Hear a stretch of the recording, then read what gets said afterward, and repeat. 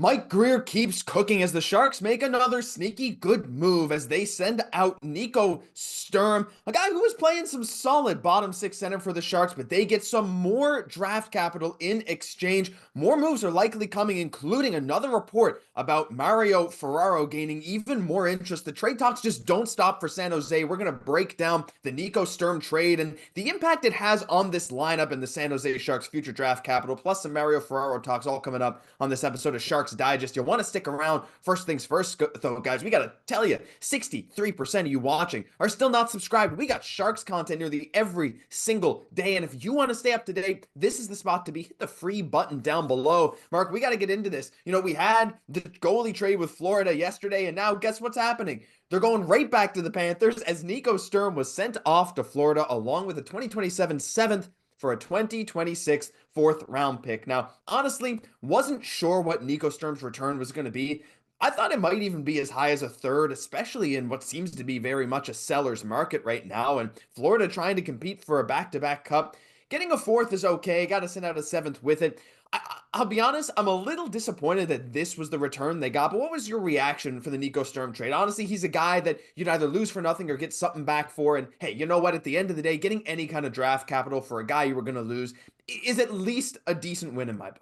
I mean, the biggest thing is looking at this, yes, a third round pick would have been really nice. And honestly, if you included the Vanacek trade with this, you would have thought maybe a third just coming back for those two guys if they packaged it. But you don't want to lose your pretty much your rentals in Nico Sturm for nothing going into the free agency. So I don't really mind getting a fourth round pick. I mean, if you're looking at it, Darnay's was traded for yesterday for a fifth. So you're pretty much just upgrading your fifth to your fourth, moving out Sturm, getting Darnay's, whatever way you want to look at this.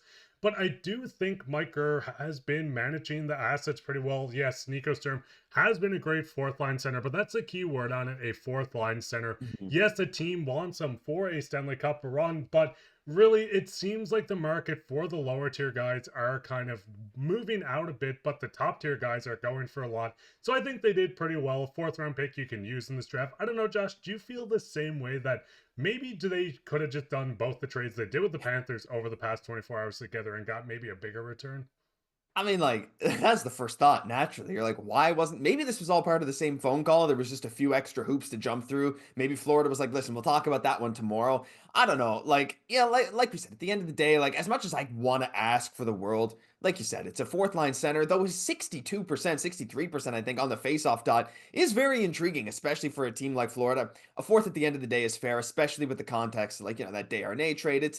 It's fine. But looking at the Sharks lineup right now, this is what we want to talk about because the Nico Sturm trade does have some questions tied to it, at least down the middle right now. And you have to assume Wenberg, Celebrini, and Dellandrea are taking those top nine center roles. But that 4C, who's it going to be now? Because, we know Luke Cunning's taken a lot of faceoffs this year. Barclay Goodrow has taken about 175 of them. He could play some center. I don't think you'll see Klim Kostin playing very much center. The dude's only taken 9 this year. Colin Graff only taken a handful.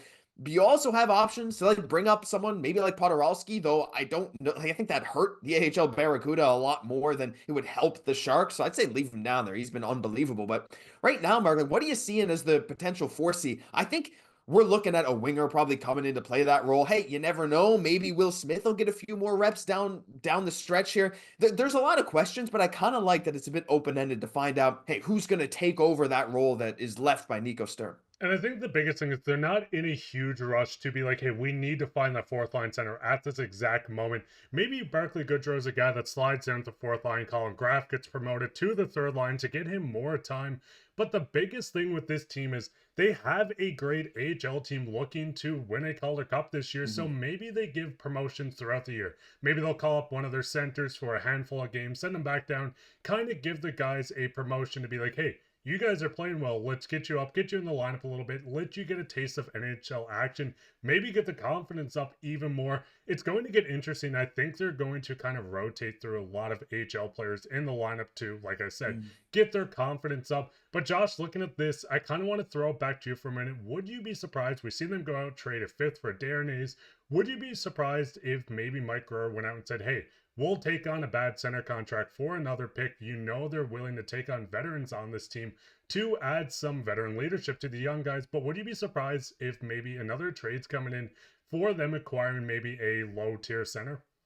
I mean, it's possible. And if we look at the draft capital now, like just a little outlook towards the future, we have picks, right? A couple first rounders here in 2025, some fourth rounders, a couple spare fourths here and there right now. So, look, the mid late round picks are not really there. But if you want to use some of that, maybe fourth round pick capital to get a lower tier center, maybe another fifth, I don't know if it's the best idea to keep shipping out your lower tier picks when you could just draft a bunch of players and, try and really bolster this already amazing prospect pool the Sharks have. But I think it's possible, though, as we get towards the deadline, like, I don't know. Like, I think there's enough options on the Sharks right now. There's no pressure to go out and because look, whoever you're going to get, maybe it'll be a top six level center. I don't think so. I think you're probably content running with like Celebrini and Wenberg in your top six for now. Maybe even give Will Smith some reps. I think it's possible. I don't think the Sharks are done, but I want to hear what you guys have to say. Are they in the market maybe for another center, moving some more capital to get something like that after this Nico Sturm trade? I think maybe it'll stay internal, but hey, who knows? But the trade talks don't end there, Mark. We got to talk a little bit about Ferraro as well, as we've been hearing more and more updates. The most recent one from Pierre Lebrun saying the Sharks are listening on Ferraro, who does have one more year on his deal at 3.25. Doesn't mean they'll move him. Happy to keep him, but given the small number of D on the trade market, Sharks are seeing what comes their way, and this has been a common theme at a lot of trade deadlines over the years. If the D market is sparse, teams are willing to overpay a little bit for these kind of guys. Now, Ferraro, again, not going to go out and light the world on fire with his scoring, but he's able to play like 20 to 25 minutes a night for this Sharks team, probably closer to 20 or maybe 18 to 20 on a better team, but he's usable. Got a lot of hits, got a lot of blocks. He's physical. He got that playoff style hockey. We know what Mario Ferraro is. Mark, when we're looking at the D-core now, that's one of the biggest question marks for the Sharks going forward. And losing a guy like Ferraro just thins out an already fairly thin D-core with not a ton of, young guys ready to come up and fill those gaps. As much as I would like to see Ferraro stick around for a bit on the Sharks, if the price is right for him, I definitely don't mind shipping him out, especially if we can, replenish some of those mid-draft picks, though I think honestly, like his price would be higher draft picks. I'm not saying trade him for a fourth. I'm talking like maybe higher draft picks than we would expect. I think his value might be pretty good. I mean, looking at the draft picks and looking at what he brings, we just seen the Anaheim Ducks trade Brian Duhlman for a second round pick. I don't see a world where they don't get a first plus on a Ferraro trade. Dumoulin an older guy, and I'm not going to touch on this trade too much, but getting Ferraro a 26-year-old left-handed shot that can join a contending team in their top four immediately. And the biggest thing is a guy that's not on an expiring deal, a $3.2 million cap hit with the cap rising, is very affordable and fittable on contending teams.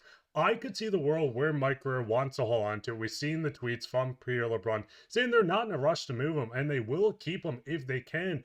But I think there's a world where we're going to see a contending team panic and say, hey, we'll give you a first round pick. It might be another conditional, but also a prospect or maybe that mid-tier draft pick you're talking about in a trade. I think Mike Grier is in the perfect situation to kind of look at teams that are handcuffed and say, hey, we have pieces for you. We're not going to move them unless you overpay. If you truly think you can contend, give us a king's ransom for a player like this.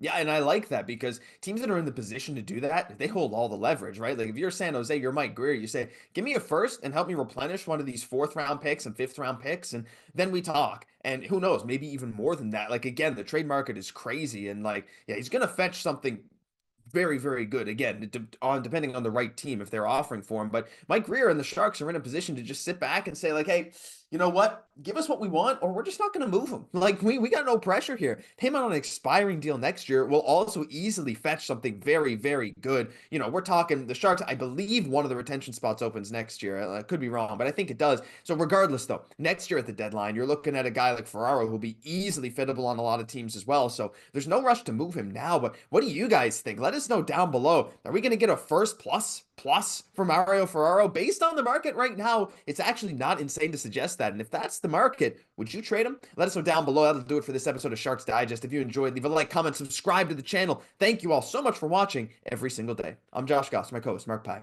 We'll catch you in the next one.